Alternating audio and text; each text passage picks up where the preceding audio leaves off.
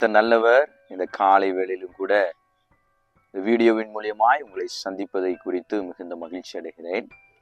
இது புதிய நாளை கர்த்தர் காண கிருபை செய்தபடினாலே கர்த்தரை ஸ்தோத்தரிக்கிறேன். இந்த நாளுக்குரிய வார்த்தையை நாம் தியானிப்போம்.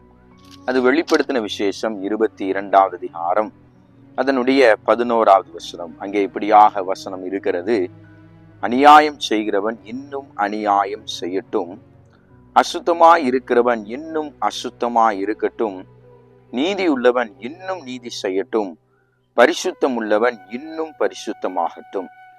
எனக்கு அருமையான தேவச்சனங்களே, இந்த காலை வேளையில இந்த புதிய நாளிலே நீங்களும் நானும் எப்படி இருக்க வேண்டும் என்பதை இந்த வசனம் நமக்கு கற்றுக் கொடுக்கிறது.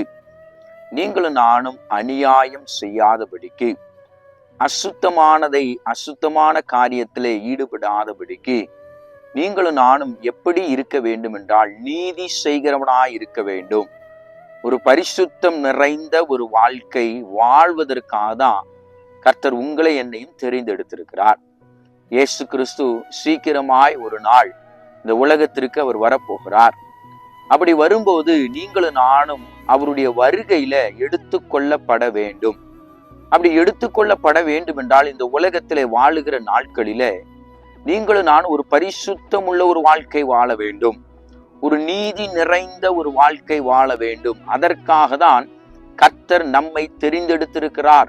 முன்பு நான் பாவிகளாய் இருந்திருக்கிறேன், ஆனால் இப்பொழுதோ இயேசுவின் இரத்தம் உங்களை என்னையும் விலைக்கிரயமாய் அவர் இரத்தத்தை கொடுத்து மீட்டிருக்கிறார். ஆகையினாலே இந்த புதிய நாளிலே உங்கள் ஆவி ஆத்தும சரீரத்தை தேவனுக்கு நேராக ஒப்பு கொடுங்கள். ஒரு பரிசுத்தமுள்ள வாழ்க்கை வாழுங்கள், நீதியுள்ள வாழ்க்கை வாழுங்கள். கர்த்தர் இந்த நாளை உங்களுக்கு ஜெயமாக மாற்றி தருவார். நான் உங்களுக்காக செபிக்க விரும்புகிறேன். கண்களை மூடி நாம் செபிப்போம்.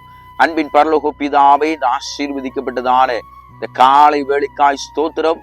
ஆண்டவரே, நாங்கள் நீதியுள்ள ஒரு வாழ்க்கை வாழ்வதற்கும் பரிசுத்தமாய் நடப்பதற்கு ஆண்டவர் நீரே எங்களுக்கு கிருபை தரும்படியாய் செபிக்கிறோம். இந்த வீடியோவை பார்க்கிற ஒவ்வொருவரையும் கர்த்தர் ஆசீர்வதிங்க.